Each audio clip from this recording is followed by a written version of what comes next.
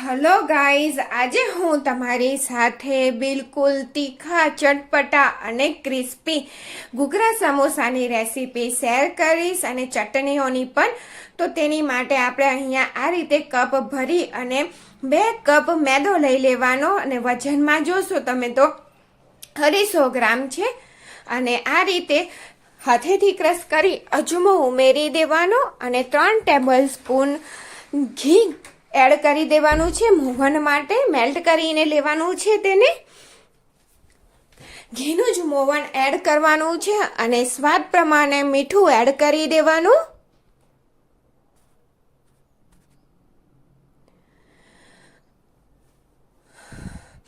અને half teaspoon જેટલો લીંબુનો રસ એડ કરવાનો છે. ઘી અને લીંબુના રસને લીધે આપણા ઘૂઘરાનું પણ બિલકુલ ખસ્તા ક્રિસ્પી તૈયાર થશે અને કલર પણ સરસ આવશે.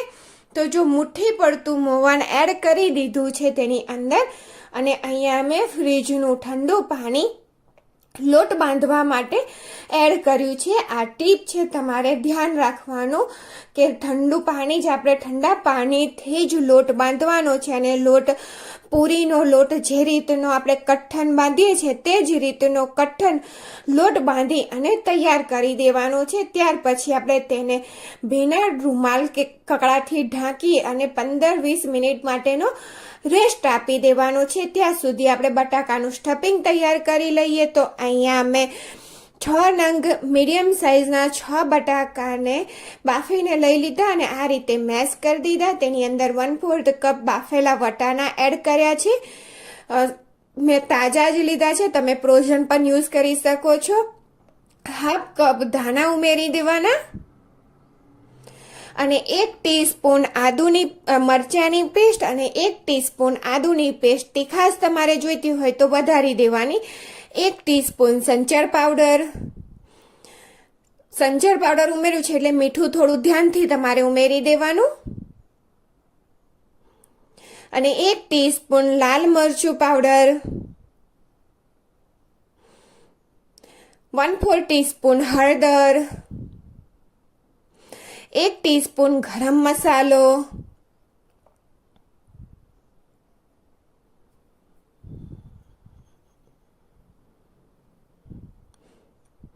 હાફ ટીસ્પૂન શેકેલા જીરાનો પાવડર એડ કરવાનો છે. અને ચટપટો ટેસ્ટ આવે તેટલા માટે 1 ટીસ્પૂન આમચૂર પાવડર એડ કરવાનો છે. જો આમચૂર તમારી જોડે ના હોય તો તેની જગ્યાએ તમે ચાટ મસાલો પણ એડ કરી શકો છો. બધી વસ્તુને સરસ રીતે મિક્સ કરી દેવાનું છે. અને અહીંયા 1 ટેબલ સ્પૂન દળેલી ખાંડ એડ કરું છું. બધી વસ્તુને સરસ રીતે મિક્સ કરી અને બટાકાનો માવો આપણો તૈયાર થઈ ગયો છે. તો હાથમાં થોડો લુવો લઈ આ રીતે મસળી અને તેનો એક રોલ શેપ આપી દેવાનો છે, જેથી આપણે જ્યારે સમોસાને ભરીએ ને ત્યારે આપણને અંદર માવો ભરવામાં તકલીફ ના પડે. તો આ રીતનું રોલ તૈયાર થઈ ગયો છે. તો હવે આ બાજુ આપણો લોટ પણ રેસ્ટ થઈ અને તૈયાર થઈ ગયો છે.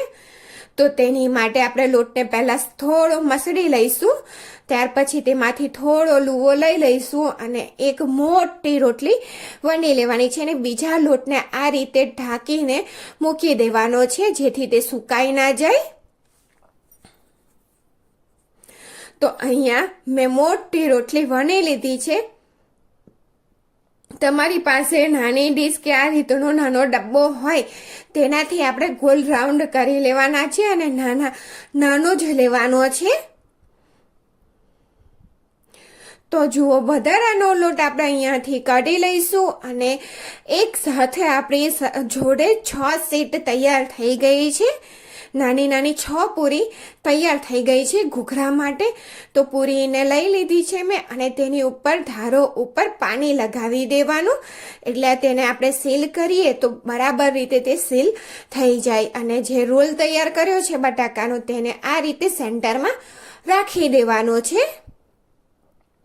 જો આ રીતે. અને સામેથી પડ ઉઠાવી અને આ સાઈડ આપણે સીલ કરી દેવાનું છે, એટલે કે ચોંટાડી દેવાનું છે. અને સરખી રીતે ચોંટાડવાનું તે તમારે ધ્યાન રાખવાનું, નહીતર તેલમાં તળતી વખતે તે નીકળી જશે. તો જો હવે આપણે તેને ડિઝાઇન આપવાની છે. તો આ રીતે લોટને ધાર પરથી થોડો ખેંચવાનો અને અંગૂઠાથી અંદરની સાઈડ દબાવવાનું. આ રીતે ફરી તે જ રીતે ખેંચવાનું અને દબાવવાનું. એનાથી સરસ રીતે આપણે ડિઝાઇન કોંગરીની ડિઝાઇન બની અને તૈયાર થઈ જશે ઘૂઘરામાં. અને જો ઘૂઘરા સમોસાની રેસીપી તમને ગમે તો મારી ચેનલને લાઈક, શેર અને સબસ્ક્રાઈબ કરવાનું ભૂલતા નહીં. તો આ રીતે જો બધી આખા ઘૂઘરાને આ જ રીતે ડિઝાઇન આપી દેવાની છે. અને જનરલી બહાર લરી પર મળતા જે ઘૂઘરા હોય છે તે મેદાથી જ બનતા હોય છે, એટલે મેદો આરામથી ખેંચાઈ જશે. તો જો અહીંયા સરસ રીતે તેને મેં વાળી દીધું છે, તેલ ગરમ થવા રાખી દીધું છે અને ટુકડો નાખીએ તો તે તરત ઉપર આવી જાય છે. અને સમોસા તળતી વખતે તમારે ધ્યાન રાખવાનું છે કે ગેસની ફ્લેમ મીડિયમ ટુ હાઈ રાખવાની છે. વધારે લો નથી રાખવાની અને હાઈ પણ નથી રાખવાની. અને સમોસાને ઉમેર્યા પછી તેને પલટાવવાની બિલકુલ જલ્દી કરવાની નથી. થોડા થાય ત્યાર પછી આપણે તેને પલટાવવાના છે. તો મેં બધા સમોસા ઉમેરી દીધા છે જેટલા તેલમાં માવ્યા. પછી આ રીતે આપણે તેને ચમચીથી પલટાવવાના છે ધીરે રહીને. અને આ રીતે આપણે જ્યાં સુધી તેનો ગોલ્ડન બહારના જેવો સમોસાનો કલર ના આવી જાય ત્યાં સુધી તેને તળી લેવાના. અને જો ઢગલા બંધ સમોસા આપણા ઘરે બની અને મિનિટોમાં તૈયાર થઈ ગયા છે અને બિલકુલ હેલ્ધી અને ચોખ્ખા સમોસા, ઘૂઘરા સમોસા બની અને તૈયાર થઈ ગયા છે. તો ચટણીઓ બનાવી દઈએ હવે આપણે. તો મિક્સરનો કપ લીધો છે, તેની અંદર 1/4 કપ શેકેલા સિંગદાણા ઉમેર્યા છે. 1 લીલા મરચાંને ટુકડા કરીને ઉમેરવાના. સ્વાદ પ્રમાણે થોડું મીઠું, 1/4 ટીસ્પૂન જેટલી હળદર,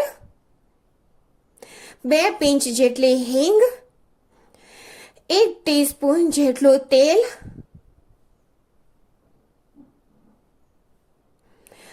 અને 3 ટેબલસ્પૂન જેટલું પાણી ઉમેરી અને આ ચટણીને આપણે તૈયાર કરવાની છે. અને 1 ટીસ્પૂન જેટલો લીંબુનો રસ ઉમેરી દેવાનો. આ પાણી એડ કરું છું ને સરસ રીતે તેને પીસી લેવાનું. તો આ ચટણી થોડી તીખી અને થોડી ખાટી હોય છે. તો આપણી ચટણી બની અને તૈયાર થઈ ગઈ છે. તો હવે આપણે બીજી ચટણીને બનાવી લઈએ. તો તેની માટે મેં અહીંયા કાશ્મીરી 4 મરચાંને મેં ગરમ પાણીમાં 2 કલાક માટે પલાળી દીધા હતા. તેને મિક્સર જારમાં લઈ લઈએ. અને આ પાણીનો યુઝ આપણે કરવાનો નથી, તેમાં તીખાશ રહેલી હોય છે. અને તેની સાથે આપણે અહીંયા મેં 25 કળી નાની લસણ લીધું છે. જો તમારી પાસે મોટું હોય તો ઓછી લેવાની. 1 ટીસ્પૂન જેટલું સંચર પાવડર, 1 ટીસ્પૂન જીરું ને બિલકુલ થોડુંક અમથું જ મીઠું. સંચર ઉમેર્યું છે એટલે મીઠું ધ્યાનથી ઉમેરવાનું. અને થોડું પાણી ઉમેરી દેવાનું, 3 ટેબલસ્પૂન જેવું. તો જો ચટણી પીસાઈ અને તૈયાર થઈ ગઈ છે. તો હવે ખાટી મીઠી ચટણી બનાવી લઈએ. તો અહીંયા મેં 1 કપ આમલીનું પાણી લીધું છે. લીંબુ જેટલા સાઈઝની આમલીના ટુકડાને મેં પલાળી અને તેમાંથી મેં આ રીતનું પાણી કાઢી લીધું હતું. અને તેની સાથે અહીંયા મેં 3/4 કપ ગોળ ઉમેર્યો છે. 1 ટીસ્પૂન લાલ મરચું પાવડર, થોડુંક અમથું મીઠું, 1/2 ટીસ્પૂન શેકેલા જીરાનો પાવડર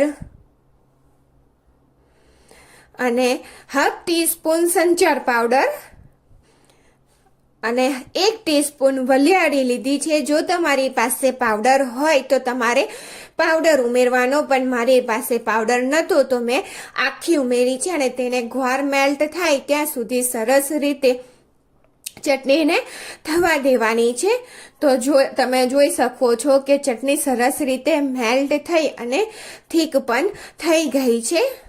તો ચટણી થઈ ગઈ છે. હવે આપણે સ્ટોલ લગાવવા માટે બધા ઇન્ગ્રીડિયન્ટ્સ તૈયાર થઈ ગયા છે. તો હવે આપણે ઘરના બધા સભ્યોને સર્વ કરી દઈએ. તો સમોસાને એક પ્લેટમાં લઈ લીધું, તેને વેલણથી આ રીતે તોડી લેવાનું થોડું વધારે, એટલે તેની અંદર ચટણી બધી ત્રણેય જાતની આપણી ચટણી, સેવ અને જો તમને ડુંગળી ભાવતી હોય એમાં તો તમે ડુંગળી પણ ઝીણી કટ કરીને ઉમેરી શકો છો. તો તીખી ચટણી, લાલ ચટણી અને લસણની ચટણી, ત્રણેય ચટણીઓને આપણે તેની અંદર એડ કરી દેવાની છે આ રીતે. તો આપણો સ્ટોલ તૈયાર છે. તો હું બાળકોને અને હસબન્ડને સર્વ કરી દઉં. તો રેસીપી તમને કેવી લાગે એ તમે જરૂરથી કમેન્ટમાં જણાવજો. તો ઝીણી સેવ એડ કરી દઈએ આ રીતે, અને લાઈક, શેર અને સબસ્ક્રાઈબ જરૂરથી તમે કરી દેજો. તો થેન્ક યુ ફોર વોચિંગ.